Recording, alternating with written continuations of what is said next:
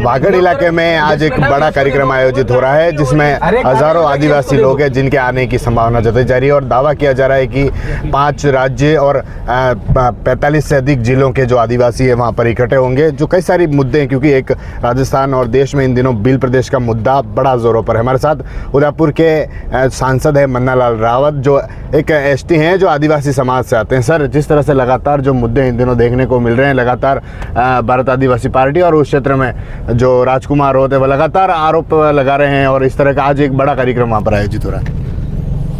देखिए, भारतीय जनता पार्टी जनजातियों का विकास चाहती है। इसको लेकर पूरी इंटीग्रेटेड योजना बनाकर लगातार काम करती रही है। यहाँ तक कि 1999 में जनजातियों का मंत्रालय भी बीजेपी ने खोला।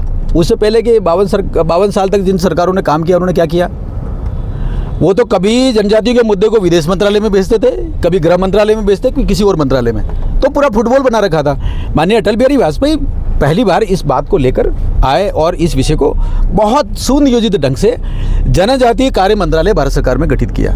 उसके बाद जनजातियों का काम शुरू हुआ, विकास का काम शुरू हुआ।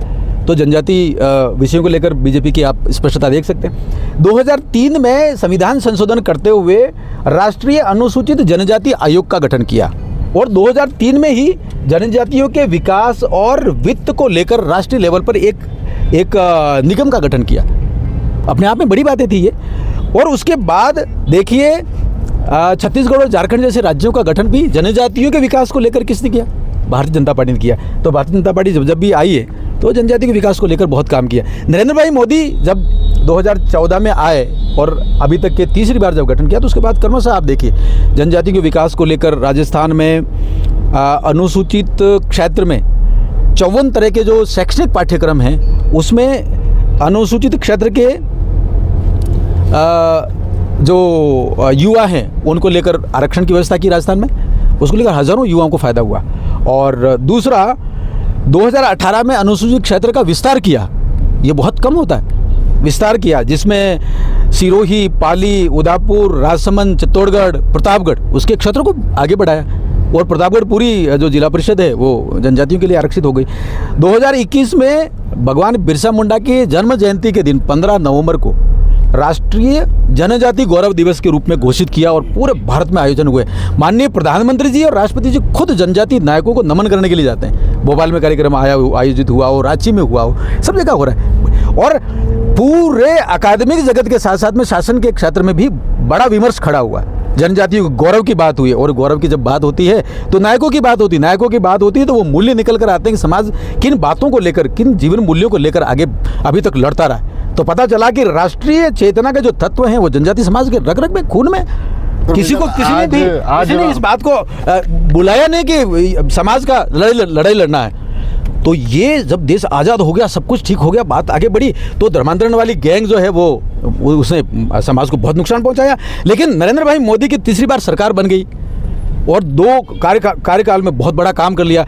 तो कुछ लोगों को लगने लगा कि उनका वोट बैंक खत्म हो गया और विकास के अभी तक के उनका भ्रमजाल है वो टूटता जा रहा है, इसलिए बीच में घुस के ये सारा का सारा नाटक कर रहे हैं। और ये वास्तव में ये आदिवासी नहीं है, ये आदिवासियों के नाम पर राजनीतिक करने वाले तत्व है। इसका बताता हूँ, बहुत स्पष्ट बता दूं। अगर ये आदिवासी होते तो आदिवासियों की बेटी द्रौपदी मुर्मू को नरेंद्र भाई मोदी ने राष्ट्रपति का उम्मीदवार बनाया और जब वोटिंग का दिन था तब इन्होंने वोट नहीं डाला था।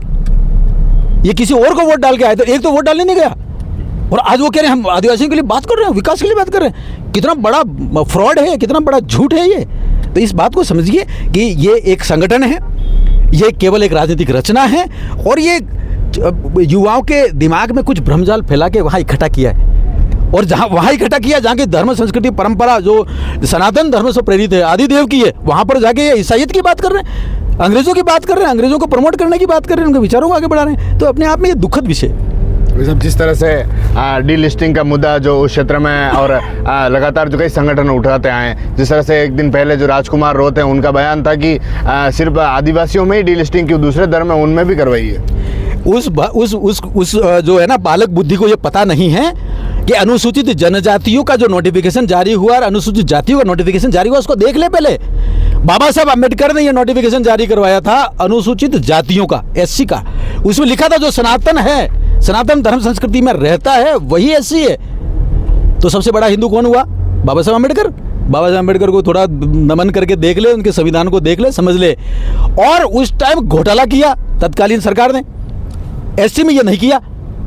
तो एसटी में ये होना चाहिए ना होना चाहिए? आज की तारीख में सब लोग बात करते हैं एससी एसटी के लिए कर रहे हैं, एससी एसटी के लिए विकास की बात कर रहे हैं। तो एससी एसटी के लिए विकास की बात कर रहे हैं तो एससी एसटी के मुद्दे भी, पैरामीटर भी तो सेम होने चाहिए। एससी एसटी के अत्याचार निवारण अधिनियम यदि लागू करते हैं तो वो लागू कैसे होगा?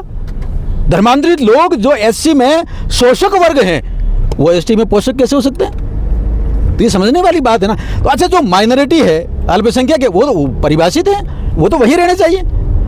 अल्पसंख्यक एसटी में कैसे है? ये भी तो दुखद विषय। तो ये सारे विषय उस बालक बुद्धि को समझना चाहिए, शायद उसको पता नहीं है। कितना पढ़ा लिखा है इस पर भी मुझे लगता है कोई प्रश्न चिन्ह है। पढ़ा लिखा भी है नहीं है, संविधान जानता भी है नहीं जानता है, ऐसा मुझे लगता है। बिल प्रदेश की मांग लगातार उठती आ रही है। दूसरे जो संगठन है, कांग्रेस के नेता भी बिल प्रदेश की मांग को उठा रहे हैं। और आज जो आयोजन है उसमें एमपी छत्तीसगढ़ के नेता भी, आदिवासी नेता और संगठन भी वहाँ पर आ रहे हैं। छत्तीसगढ़ वो राज्य है जहाँ पर भारतीय जनता पार्टी की सरकार है और कांग्रेस को वहाँ से बहुत बुरी तरीके से हराया है। और ये वही कांग्रेस जो वहाँ पे, जिस गांव में एक भी ईसाई नहीं रहता था, वहाँ बहुत बड़ी संख्या में एकड़ों उसकी लैंड जो है वो कलेक्टर से उनके शमशान घाट के लिए अलॉट करवा दी थी। छत्तीसगढ़ के किस्से जब देखेंगे तो बहुत बुरे हाल है। तो ये कहाँ बात कर रहे हैं? आज जब इनका जो राजनीतिक धरातल है, इनका जो पब्लिक ओपिनियन है, वो सब खिसक गया और सबके सामने आगे तुष्टिकरण की राजनीति करते हैं। तो तुष्टिकरण की राजनीति करते हैं तो उनको समझना चाहिए। अब इनको ये भी समझना चाहिए कि मूल संस्कृति वाला जो समाज है वो जनजाति समाज है, तो उसके ताकत में खड़े रहेंगे या धर्मांतरित की ताकत में उनके पक्ष में खड़े रहेंगे? इनको मालूम ही नहीं है। इनको ये भी मालूम होना चाहिए कि डॉक्टर कार्तिक उरांव ने 1970 के दशक में 68, 69 और 1970 में डिलिस्टिंग का आंदोलन चलाया था। ये कहाँ बात कर रहे हैं? ये ढंग से इन्होंने कोई जनजातियों के लिए काम नहीं किया। इन्होंने केवल वेरियर एल्विन जैसे पादरी को प्रतिष्ठित एंथ्रोपोलॉजिस्ट बना के देश में घुमाया, इधर उधर सारे भ्रम फैलाया, नॉर्थ ईस्ट में लॉ एंड ऑर्डर की प्रॉब्लम खड़ी की। वो लोग आज बात करते हैं जनजातियों के विकास की, तो थोड़ा बड़ा दुख होता है। उनको पहले अपने उसमें झांकना चाहिए। जिस तरह से अभी एक मुद्दा जोरों पर है, 2 दिन पहले एक नेता ने वीडियो जारी कर कहा था कि जो बीजेपी है, जो आदिवासी युवा हैं, उन पर कहीं के सवाल उठा रही है। जिस तरह से जो हम लगातार हाईवे पर, रोडों पर जो हमले देखने को मिल रहे हैं, जो युवा हैं जो कहीं के मोटरसाइकिल से लोगों को लूटपाट की घटनाओं को अंजाम दे रहे हैं, उसमें बीजेपी आदिवासी जो लोग हैं उनको टारगेट करने की कोशिश कर रही है। देखिए, ऐसा है कि काकरी डुंगरी का कांड कांग्रेस ने और ये जो बात करते हैं धर्मांतरितों की, इन लोगों ने मिल के किया। कांग्रेस के 2 नेताओं ने खुद ने कहा, इनके पुलिस की रिकॉर्ड में है, और इसको बाद में बीजेपी के नेताओं ने भी इस बात को पुष्टि किया, वहाँ जाके पता चला। तो ये सारे बाहरी तत्व थे, तो उन्होंने वहाँ इकट्ठे होकर काकरी डुंगरी कांड कर लिया। वो काकरी डुंगरी कांड का सबसे बड़ा नारा क्या था, आपको पता है? वो नारा ये था कि आदिवासी के ऊपर आईपीसी लागू नहीं होती है। ऐसा भ्रमजाल फैला दिया। उसके बाद पता चला कि 7,000 युवाओं के खिलाफ एफआईआर हो गई। वो 7,000 युवा जंगलों में छुपता फिरा और उनकी नौकरी छूट गई कईयों की। कई तो नौकरी में क्वालिफाई हो गया लेकिन ज्वाइन नहीं कर पाए क्योंकि वो पुलिस वेरिफिकेशन में रिकॉर्ड खराब हो गया।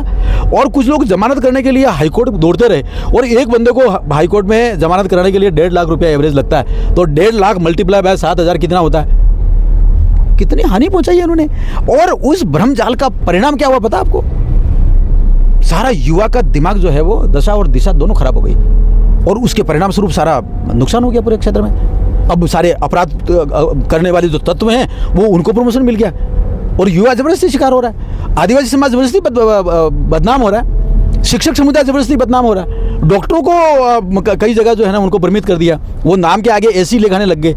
तो ये सारा जो है ये क्रिश्चियनिटी से प्रमोटेड, और जो औपनिवेशिक सत्ता थी उनके जो बचे हुए कुछ तत्व थे वो सारे इन्होंने प्रमोट किए हैं। तो ये अपने आप में एक भ्रमजाल है। सब जिस तरह से कहीं आदिवासी जो लोग हैं उन्होंने तो समर्थन तो किया ना, सपोर्ट किया ना।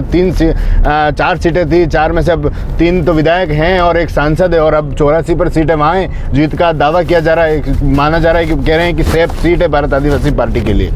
अरे बात यूँ समझिए आप कि जो राजनीतिक रचना है वो केवल भ्रमजाल फैलाने के लिए, और पहले पता ना कुछ और नाम था, अभी कुछ और नाम हो गया, और लोग तो ये भी चर्चा करने आने वाले कालखंड में भी कुछ और नाम देंगे लगातार। वो कि वही लोग हैं, लेकिन वो नाम बदलते रहते हैं, वो अपने हित के लिए करते हैं ऐसा। दूसरा, आदिवासी समाज अलग है, जनजाति समाज अलग है, विकास की बात करने वाला समाज अलग है, क्षेत्र अलग है, ये केवल भ्रमजाल है। वो भोले वाले लोगों को भड़काया है, बहकाया है, ये बहुत जल्दी खत्म होंगे। ये तो जैसे वो नाले वाले में कोई बुलबुले आते हैं ना, उस तरह की चीज़ें हैं। तो भ्रमजाल में फंसे हुए लोग हैं। कब तक ये डीलिस्टिंग का जो मुद्दा है कब तक पूरा हो जाएगा, और क्यों नहीं हो पा रहा भाई साहब? इतने सालों से सरकार, 10 सालों में बीजेपी की सरकार भी रही है। अखिल भारतीय समाज और 22 राज्यों में जनजाति समाज पूरी तरह से इस बात को स्पष्ट हो गया कि उनका जो विकास नहीं हुआ है वो इसलिए नहीं हुआ कि जो धर्मांतरित लोग हैं उन्होंने पूरा विकास का फंड छीन लिया, नौकरियां छीन ली, और यहाँ तक कि छात्रवृत्तियां छीन ली।